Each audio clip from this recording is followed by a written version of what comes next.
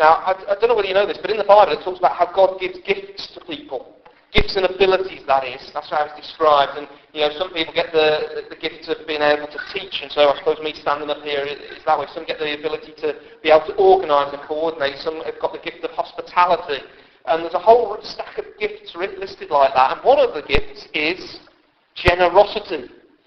And it is my observation, and perhaps yours as well, that whilst people are quite happy to try and cultivate many of their gifts and abilities, very rarely do you find somebody who says, "Oh, give me the gift of generosity."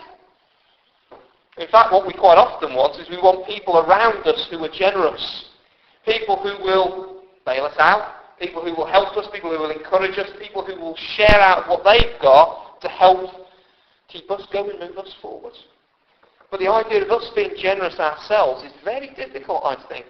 Particularly when our culture says, gather in, get as much as you can and use as much as you can for yourself. Yeah, every now and again a telethon or some sort of comic relief day or a charity will come along and they'll tug on the heartstrings, but at best they use guilt to do it. I'm glad that we do give, because at the end of the day, if we give to those things, good stuff is being done with it, and so I'm glad they get the money one way or another. But the idea of freely being generous is something we really struggle with, and yet we're about to look into this little bit of the Bible and find that where people have met with the God of generosity, they get changed. They start to become generous. They have a whole new, different way of looking at their stuff. And some of you are sitting there and go, "Yeah, I know that, but I find it very hard to do it." Well, buried within this is not just that this is what you should do, but this is how you can do it. How the Lord Jesus will turn you, or if you're part of this church regularly, us as a church, into an increasingly generous gathering of people. So let's find out what happens. I'm just simply going to take you, I think, because I want to be able to leave time for questions at the end. I've got 5 things that I just want to observe. Because of the time constraints, I'm not able to go totally into this text as much as I'd like, but I'll try and give you some of the big things. We're going to see 5 things about the nature of gracious and radical generosity. It's irresistible, it's sacrificial, it's devotional, it's intentional, and it's inevitable.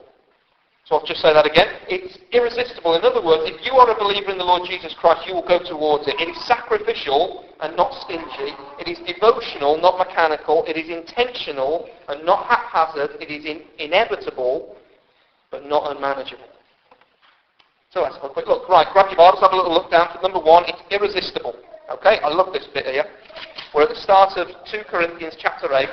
And now, brothers, says the Apostle Paul, we want you to know about the grace that God has given the Macedonian churches. Out of the most severe trial, their overflowing joy and their extreme poverty welled up in rich generosity. Okay? Now let me tell you a little bit about their situation they were in. There was something of a famine going around the ancient Middle East. And the Apostle Paul, as he went out telling people the good news of the Lord Jesus, he went to people who had trusted in Jesus and said, "There's a need here. Let's go meet this need." He took a gang of guys with him, and he basically took money for famine relief, which is a great thing. Now back then, they didn't have CNN and Sky News and BBC World Service saying, "Look at all the disasters going around." It took a while to get there, so the message got to them. It got to the Macedonian church, and they were skipped. Now, I realise that we live in a postcode that, according to the National Office of Statistics in 2007, says that we're amongst the most deprived postcode in the country. Be that as it may, we're rich. And what I mean by rich is living in Britain. Anybody here not got running water? Anybody here got a track outside to a toilet? No, you've got one inside. Anybody here not got some sort of heating in the house? Anybody here worried about where they're going to get their next meal from? We're minted. But look what the description of these Macedonians was. Out of the most severe trial, their overflowing joy and their extreme poverty welled up in rich generosity. They were They were poor. They didn't know where the next meal was coming from. They might not have even known where the next bottle of water was coming from. They may well have had to trek and spend hours every day getting there. They got next to nothing. They were economically devastated. And they hear about the needs of somebody else. And I love this. Verse 4. Starting in the middle of verse 3. Entirely on their own, they urgently pleaded with us for the privilege of sharing in this service to the saints. They said, we've got to give! And Paul says, out of what? I don't know, but we're going to give. Please. It says pleading, it means begging. Okay? They begged to be able to give money to help other people. Now that's radical generosity. I'd rather have my brain cut out. I'd rather have a lobotomy than give my money away a lot of the time. But these guys, they're saying, please let us help. But with what? Your pockets are empty. I know, but what we find, if we've got anything, we want to give it. And at this immediate point, some of you are sitting there and thinking, hold on for a second, I know why. Because they think that by giving they'll get in with God. And that's often communicated, isn't it? Is that if Christianity is, you do your bit and God does his. So you buy him off by giving to charity, not swearing and pretending you don't like the taste of beer. You do all of those sort of things, then God smiles on you and you're in with God. That's not the Christian gospel message. The Christian gospel message is much more along the lines of, we are totally helpless, totally lost, and God in his amazing grace bestows riches and wealth upon us, both that rebuilds our lives now and then gives us riches on into eternity, and he does it all for free. He doesn't need your stuff. So if you're somebody who is a Christian here, it's not because you've got money in the bank and he needs it, and if you give it him, he'll be happy. I mean, we're paupers compared with him. He owns the cattle on 1,000 hills, the silver on every mine, and it's really cool because if he can't find stuff he wants, he just makes it out of nothing. So he didn't save you because you were rich. He didn't rescue you because you were rich. He didn't rescue you because you were clever. Anybody here do second-order differential equations? I tried once. Took me a while to recover. He wrote them. He makes them. He does second-order. He does quadruple differential calculation things that I can't even say or spell. He doesn't need you because you're clever. He's got all the brains in the world. I mean, you say, I've got a great personality. No, you haven't. Particularly if you think like that.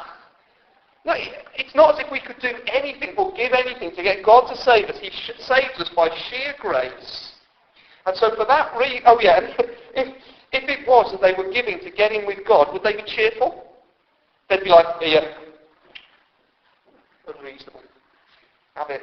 But look at them, they're cheerful. They want to give overflowing joy. They're like, have me money. I ain't got any, but what I've got, I'm giving it over to you. And what does that immediately tell us?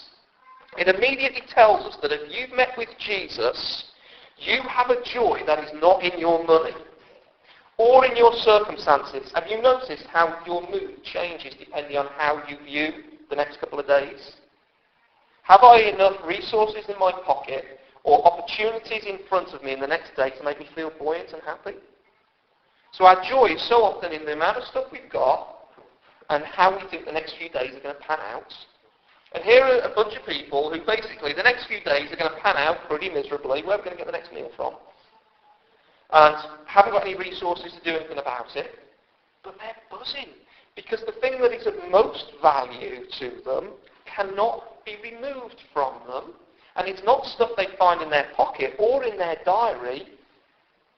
It's their relationship with God. They are rich even though they've got severe trials and desperate poverty. Joy was for them is in something or someone bigger than money or their circumstances. And as you start to get that won't make sense to you. If you don't know Jesus here today and you're still here and you're making up your mind, that might sound a bit weird to you. But if Jesus is who he says he is, and can do what he says he can do, and does come near and gives you a name and a status that is totally new, I tell you what, when that starts to sink in and go from here to here, it changes everything. In fact, that's one of the ways we can know whether we're a believer or not. Have I gone from wanting heaven now to know whatever that might look like, how many cars, how many bits of nice jewellery, however much secured, backing me up in the bank, whatever it is. Have I gone from that to saying, do you know what, I've got a heavenly treasure that is beyond the wildest dreams, that Bill Gates knows nothing about, and that means I can smile at any storm. And some of you remember that, don't you? Because when you were a little kid, you used to sing that song. With Christ in the vessel, I can smile at the storm, smile at the storm. With Christ in the vessel, I can smile at the storm as we go sailing home. Can you do that?